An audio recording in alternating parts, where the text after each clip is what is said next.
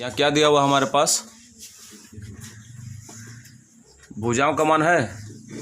हाँ जी, कौन कौन भुजा है? ए बी बराबर 1.2 सेंटीमीटर दिया है। दूसरी भुजा कौन है? डी बराबर 1.4 सेंटीमीटर। दोनों त्रिभुज को सिमिलर कह ही रहा है, समरूप त्रिभुज है, तभी तो प्रमेय लगाएंगे। कह रहा है क्षेत्रफलों का अनुपात क्या करिए आप, ज्ञात कीजिए। तो क्या करते हैं, चूंकि हम क्या लिखेंगे, हम जानते हैं कि किसके प्रमेय से, समरूप त्रिभुज के प्रमेय से। बोर्ड देखो जी कैसे लगा, डायरेक्ट लगा दी, कोई दिक्कत नहीं। क्या लिखना है, त्रिभुज ए बी सी का क्षेत्रफल बटा त्रिभुज डी ई एफ का क्षेत्रफल। तो थोड़ा ध्यान देना, देखो यदि त्रिभुज ए बी सी ऊपर है तो आरचेस में भी त्रिभुज ए बी सी की भुजा ही होनी चाहिए। इन्हें के संगत भुजाओं का अनुपात समझ रहे हैं ना, संगत होना चाहिए। त्रिभुज एबीसी की भुजा ही ऊपर होनी चाहिए आरचेस में। कोई जरूर नहीं कि त्रिभुज एबीसी का क्षेत्रफल ही ऊपर लिखकर और डी एफ का क्षेत्रफल नीचे लिखेंगे, कोई जरूर नहीं है, उल्टा कर दो। लेकिन ध्यान रखना, अगर डी एफ का क्षेत्रफल ऊपर है तो त्रिभुज डी एफ का ही भुजा ऊपर होना चाहिए। एलएचएस चेंज जैसा करे आरचेस वैसा ही होना चाहिए। तो चूंकि त्रिभुज एबीसी ऊपर है तो त्रिभुज एबीसी की कौन सी भुजा दी गई है, ए बी बटा, और नीचे कौन सा त्रिभुज है, डी एफ, तो उसको लिख दो डी ई का होल स्क्वायर। हमने कहा है या तो दोनों का वर्ग अलग लिखो चाहे एक साथ लिखो, आप क्वेश्चन को साथ चेंज करते रहिएगा। बस हमको मान रखना हो गया, ए बी सी का क्षेत्रफल बटा त्रिभुज किसका, डी ई एफ का क्षेत्रफल बराबर क्या लिखेंगे, ए बी का मान कितना हमारे पास है 1.2 बटा इसका वैल्यू 1.4, पूरे पद का क्या आ गया है होल स्क्वायर। इसी को बढ़ा दीजिए, थोड़ा ध्यान रखेंगे। दशमलव समान स्थान बाद ऊपर नीचे, दशमलव क्या हो गया, खत्म हो गया। तो बचा कितना 12/14 का होल स्क्वायर। अब थोड़ा काट दीजिएगा, नहीं काटना, 2 छक 12, 2 सते 14 मिला। तो क्या मिला, त्रिभुज ए बी सी का क्षेत्रफल बटा त्रिभुज क्या डी ई एफ का क्षेत्रफल कितना मिला जी ऊपर। अब यहाँ क्या मिला हमको 6, तो 6 का वर्ग कितना होता है 36, और नीचे क्या मिला 7, 7 का वर्ग कितना हो गया 49। इसका मतलब दोनों क्षेत्रफलों में कितना अनुपात होगा, ए बी सी का क्षेत्रफल। अनुपात का संकेत क्या होता है, रेशियो में। इस तरह त्रिभुज किसका डी ई एफ का क्षेत्रफल बराबर कितना 36:49। आसान है कुछ।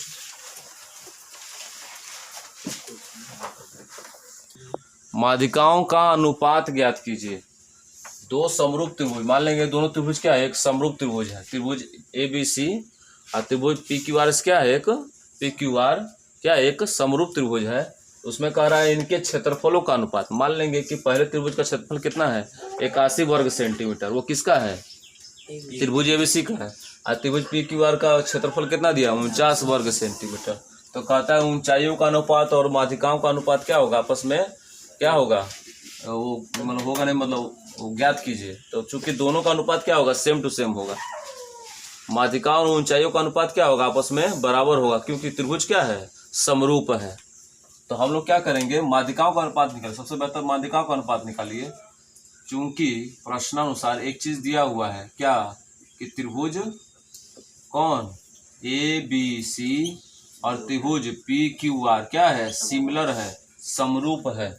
तो आप क्या लिखेंगे, इसीलिए प्रमेयानुसार, क्षेत्रफल वाला प्रमेय लगाइए, प्रमेयानुसार क्या लिखेंगे, त्रिभुज एबीसी का क्षेत्रफल बटा त्रिभुज एबीसी का क्षेत्रफल बटा त्रिभुज किसका पी क्यू आर का क्षेत्रफल बराबर माध्यिकाएं कौन कौन सी है बाबू, एडी है और पी एस है, के वर्ग के बराबर होगा। चलिए इसका मान रखिए, त्रिभुज एबीसी का क्षेत्रफल कितना है 81, त्रिभुज पी क्यू आर का 49 बराबर, देखो क्या करेंगे, एडी और पी एस का अनुपात निकालना है ना, एडी बटा पी एस का होल स्क्वायर, होल स्क्वायर को इधर लाना, क्या बन जाएगा रूट। तो एडी बटा पी एस बराबर 81/49 का क्या लिखेंगे, रूट में वैल्यू। भाई वर्ग पक्षांतर हो तो क्या बनता है, करणी बनता है। और हम जानते हैं कि 81/49 किसका वर्ग है, या वर्गमूल उसका जन्म करते हैं हम लोग, कितना होगा 9/7। 81 किसका वर्ग है, 9 का है जी। 49 किसका वर्ग है, 7 का। तुम्हें ना पूछे क्वेश्चन, तुमसे कहा देखो अंकित को। एडी रेशियो, अब रेशियो लगा दो, PS = 9:7। माध्यिकाओं का अनुपात और संगत ऊंचाई का अनुपात क्या होता है, आपस में बराबर होता है। दोनों का रेशियो लिख दीजिएगा, हो जाएगा, बना लो। चलो देखो, तो त्रिभुज ABC में D तथा E क्रमशः AB AC के मध्य बिंदु है। त्रिभुज AD और त्रिभुज ABC के क्षेत्रफल का अनुपात निकालना है। फिर अनुपात निकालना क्षेत्रफल का, आसान तो है, लेकिन यह हमको मालूम नहीं है कि क्षेत्रफल का अनुपात निकालने के लिए जो संगत भुजा हमको चाहिए उसका वैल्यू अलग अलग दिया हो। अगर AC और AB अगर पूर्णांक में दिया हो 10 सेंटीमीटर 5 सेंटीमीटर, तो सवाल तुम हमसे पूछते भी नहीं और हम बताते भी नहीं, बहुत आसान होता है आपके लिए, बना लेते हैं। लेकिन कह रहा है मध्य बिंदु, देखो क्या करेंगे, पहले आप क्या करिए, एक के त्रिभुज बनाइए। AD और ABC कैसे बनता है, अलग अलग त्रिभुज नहीं बनता है, एक ही में बनता है। देखिए ऐसे इस तरह बनेगा। मान लेंगे बड़का त्रिभुज कौन है इसमें, ABC, और यहाँ एक समांतर रेखा खींच देंगे कौन, D। यह दोनों फिगर एक ही में बनेगा। अगर त्रिभुज AD और ABC लेगा तो ऐसा फिगर आपका बनता है फिगर सवाल के लिए। चलिए अब कह रहा है कि इन दोनों त्रिभुजों के क्षेत्रफल, कौन कौन त्रिभुज, छोटा त्रिभुज ADE और बड़ा त्रिभुज ABC के क्षेत्रफल का अनुपात ज्ञात कीजिए। जबकि शर्त यह है कि D किसका मध्य बिंदु है, AB का, और E किसका मध्य बिंदु है, AC का। तो आप चाहते हैं तो आप हमको पहले बता दो हम कौन से संगत भुजा लें, इधर वाला संगत भुजा लें कि इधर वाला लें, AB वाला कि AC वाला, किसी एक पर सिद्ध करेंगे ना।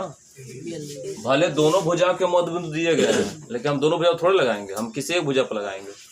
दोनों का रेशियो समान होगा। भाई इस पर हल करो चाहे इस पर हल करो, बात एक ही आएगा। बताओ हम AB भुजा पर हल करें कि AC भुजा पर, AB पर। चलिए बोर्ड पर देखिए, अगर हम AB पर हल करेंगे तो पहले आपको यह लिखना पड़ेगा, चूंकि चित्रानुसार, प्रश्नानुसार भी है चित्रानुसार भी है, क्या D किसका मध्य बिंदु है, AB का मध्य बिंदु है, मध्य बिंदु है। किसी को दिक्कत है तो थोड़ा आप हमको ये बता दो AB का मान कितना होगा, 1/2 AD होगा। AB आधा होगा AD का, बड़का छोटका का आधा होगा। बड़का छोटका का क्या होता है, दुगना हो सकता है। मध्य बिंदु मतलब ये दोनों आपस में बराबर होंगे, और एक का मान क्या होगा, पूरे का क्या होगा, आधा होगा। सपोज करिए एक रेखाखंड है, AB एक रेखाखंड है, ये कितना सेंटीमीटर का है, 10 सेंटीमीटर का है, और D इसका मध्य बिंदु है, यानी 5-5 में बटेगा। किसी एक का मान क्या होगा, बड़ी भुजा का आधा होगा। अब बड़ी भुजा क्या होगी, किसी एक भुजा से दुगनी होगी। तो बड़ी भुजा AB क्या लिखेंगे, 2 × AD लिख देंगे। बस एक काम करना कि बड़ी भुजा का मान निकाल लेना। बड़ी भुजा क्या होगी, छोटी भुजा की दुगनी होगी। कुछ और चाहते हैं इस पर हल करना तो लिखेंगे AC का वैल्यू किसके दुगना होगा, AE का दुगना होगा। किसी एक पर सिद्ध करना है आपको, बस हमको इसी की जरूरत थी मध्य बिंदु के लिए, और कोई काम नहीं।